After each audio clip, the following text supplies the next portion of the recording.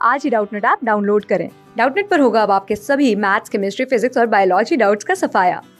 बस अपने क्वेश्चन की फोटो खींचो, उसे क्रॉप करो और तुरंत वीडियो सोल्यूशन पाओ। Download now. नमस्कार दोस्तों, डाउटनेट में आप सभी का स्वागत है। आइए बढ़ते हैं हम अपने प्रश्न की तरफ। निम्नलिखित गद्यांश को पढ़कर पूछे गए प्रश्नों के सबसे उपयुक्त उत्तर वाले विकल्प चुनिए।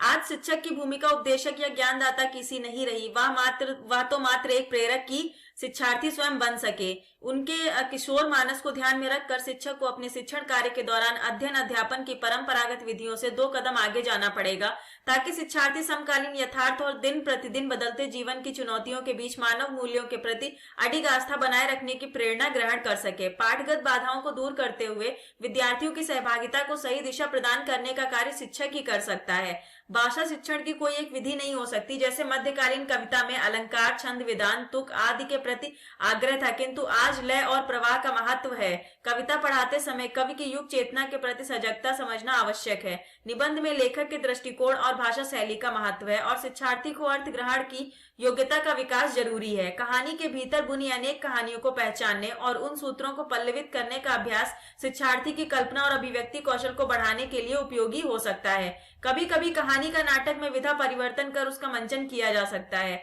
मूल्यांकन वस्तुतः सीखने की ही एक प्रणाली है, एक ऐसी प्रणाली जो रटंत प्रणाली से मुक्ति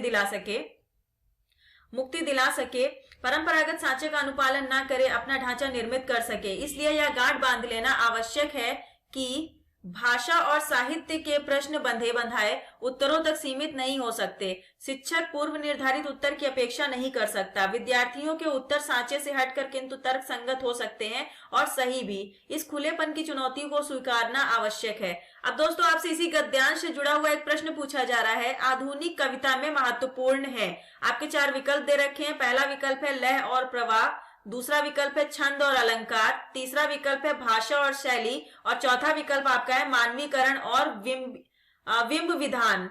तो दोस्तों, आइए देखते हैं कि इसमें हमारा जो सही विकल्प होगा वह कौन सा होगा। तो थोड़ा सा गद्यांश की लाइनों को हम पढ़ेंगे।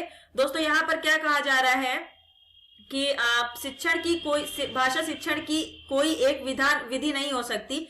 जैसे मध्यकालीन कविता में अलंकार, छंद, विधान, तुक आदि के प्रति आग्रह था, किंतु आज लय और प्रवाह का महत्व है। कविता पढ़ाते समय कवि की युग चेतना के प्रति सजगता को समझना क्या है, आवश्यक है। तो आज किस चीज का प्रवाह है, लय का। और आज जो कविता है वो किस प्रकार की विधि बनाई जा रही है, लय और प्रवाह की। तो इसका महत्व है, आज की कविताओं में लय और प्रवाह का महत्व है। तो दोस्तों, यहाँ पर हमारा कौन सा विकल्प सही हो जाएगा। तो दोस्तों, लेखक के अनुसार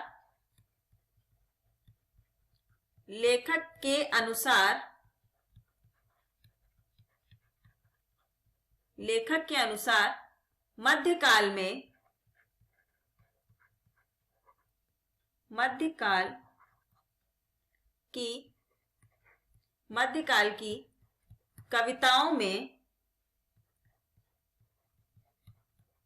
कविताओं में अलंकार, छंद, तुक, छंद, विधान, तुक आदि के प्रति आग्रह था। आदि के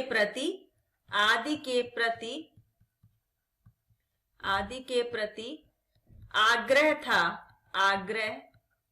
आग्रह था, माफ कीजिएगा, आग्रह था।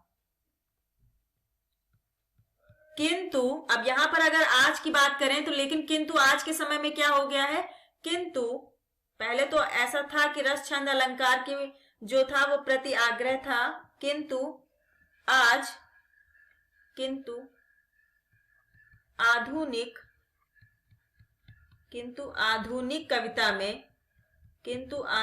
कविता में लय और प्रवाह का महत्व है।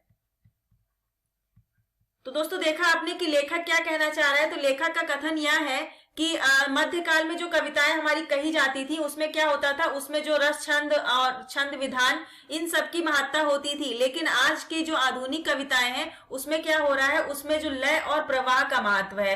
तो दोस्तों यहाँ पर जो आपका पहला विकल्प दे रखा है लय और प्रवाह, यह विकल्प कैसा हो जाएगा, बिल्कुल सही हो जाएगा।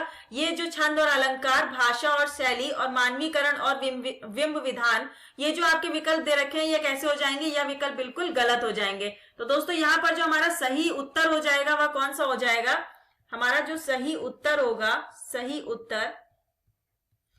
उत्तर दोस्तों यहाँ पर जो हमारा विकल्प 1 है, पहला विकल्प है, वह बिल्कुल सही हो जाएगा। धन्यवाद दोस्तों। क्लास 6 से 12 से लेके नीट, IIT, JEE मेंस और एडवांस के लेवल तक 10 मिलियन से ज़्यादा स्टूडेंट्स का भरोसा। आज ही डाउनलोड करें डाउटनेट ऐप या व्हाट्सएप कीजिए अपने डाउट्स 8400 400 400 पर।